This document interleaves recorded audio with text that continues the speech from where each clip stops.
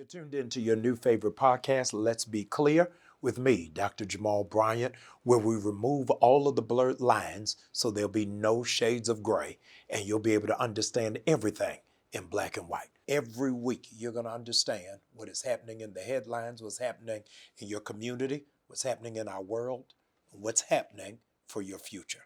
I'm excited to take this journey with you. I need you to do me a favor. I want you to be committed to listen and to see it every week. And I want you to share with all of your friends and all of your family. Today, I've got somebody who I need to clear up some stuff with. You want to hear this conversation? I'm telling you, it ain't black or white. It's red. It's blood everywhere. When you hear the name Bishop William Murphy. He's my brother. He's my friend. And right now, he's Hester Prynne from the Scarlet Letter because he has been thrown out of everything. But I want to be clear that I love him no matter what he says today. He is still my friend. William, thank you for hanging out with me on the day. Let's be clear. Let's be clear. Let's be clear. Yes. We are excited about this opportunity to be with you. Yes.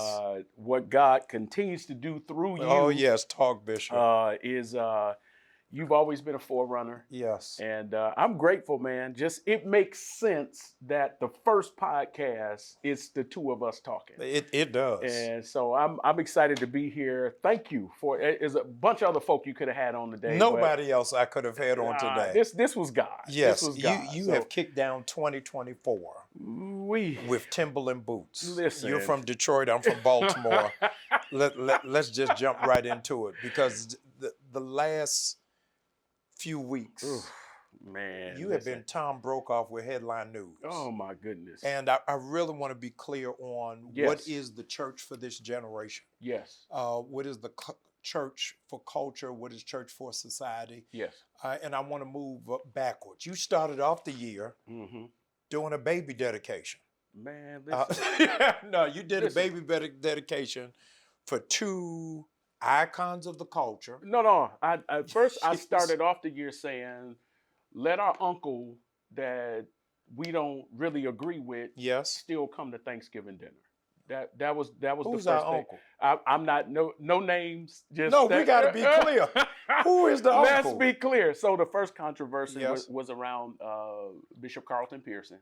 Yes. And to be honest with you, this brother to brother, I was talking to my church. Completely honest with you, all of my PR people said, don't bring up Carlton Pearson, don't bring up the dedication, and don't bring up New Year's Eve. And I want to be clear, you brought up Carlton Pearson. I didn't bring him up. I tried to jump over Well, him. since you was talking, I just figured, because it's been 3 weeks. It's been 3 weeks. So for those of you who don't go to church and have no idea who Carlton Pearson is, Carlton Pearson was defrocked by the African American College of Bishops for believing in inclusion and saying that there was no hell for people to go to. He died very recently after a battle with cancer. Bishop Murphy was one of the soloists at his funeral and then came back home. Yes. Soloist. You dating yourself, man. You a psalmist? I'm not even. That don't even. He was the guest artist at a funeral. Okay. I don't know how you put that together. He is a guest artist at a funeral. I did an A and B selection. He only did A. He came back home. Actually, I didn't do an A because I gave my time back because it got a little. So you long. didn't sing at all. But I didn't sing at all. I was supposed to at the request of his daughter Majesty. Yes. Which is the segue into how we got here because. Both of us have this call to this generation, to this church. So Bishop Pearson's daughter, Majesty, who has, I think, one of the most cutting edge ministries. She's an up and coming soloist. Yes. And she just released some music out there. Majesty, you owe me. I just gave you a free plug. And so some kind of way we connected. Social media, she connected to my ministry. And when Bishop passed away, I reached out to say, hey, love you, praying for you, if you need anything, blah, blah, blah. She asked, it would really be an honor if you would come and minister at my dad's celebration of life. Of course, Dee and I jumped on a plane, went to Tulsa, and I was just really moved by the lack of presence. And my you know, my conversation was around, we all have an uncle who says stuff that's off the wall that we don't agree with, but bet nobody else say nothing about him. Right. And the heart of that conversation was that we're serving a generation who does not feel safe in church. That the way that the church has handled our beloved, the way that the church has handled our most valued assets after they have displayed some type of humanity is just unsafe to people who have never been exposed to church culture. Yeah. So my conversation, Dr. Bryant, was around, as a church, we've got to be intentional about creating safe space for people who have never heard the message of the gospel, which was Jesus's whole, that was his whole flow. Yeah. And of course, the Pharisees and the Sadducees, the religious order of the day, took issue with Jesus because he was always creating safe space for people who had never heard the message of the gospel. And so that was my whole argument, even with our daughters, Jessica and I'll Don't call jump all the way in there yet. Hold on. Okay. So Bernice King's first book was Hard Questions, Heart Answers. Wow. And one of the things that you have ripped the Band-Aid off is the church's inability to just have conversation. Yes.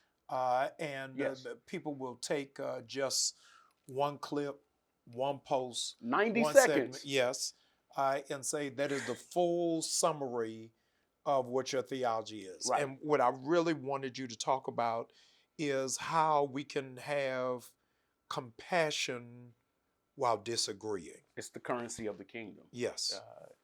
I think, Dr. Bryant, this is so key. And I honestly, you know, you and I, we have very transparent conversations. I'm excited about this podcast because it's going to be a safe space for people to have fully transparent conversations without the judgment. Yeah. That a lot of us are still working through our theology. I'm a few months away from graduating with the Master's of Divinity from Awesome. Virginia Union University, from the Samuel DeWitt Proctor School of Theology. And just the other night, we were talking about what they call ATRs, African Traditional Religions. There are about 3,000 or more of them. And the thought of it is, the concept is that there is no separating what is secular and what is spiritual. Because everywhere I go, I take God with me. Everywhere I go, I take the gospel with me.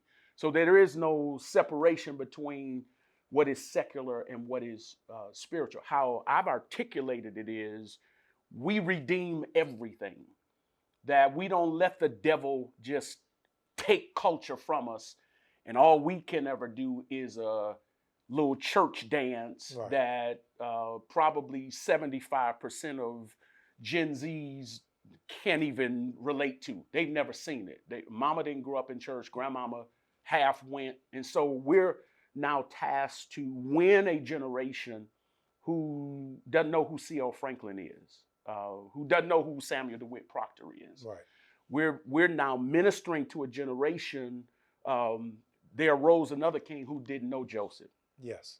So we've been here before. And so now I'm faced with, what do I do with a same gender loving couple who now has a child who wants to dedicate that child back to God?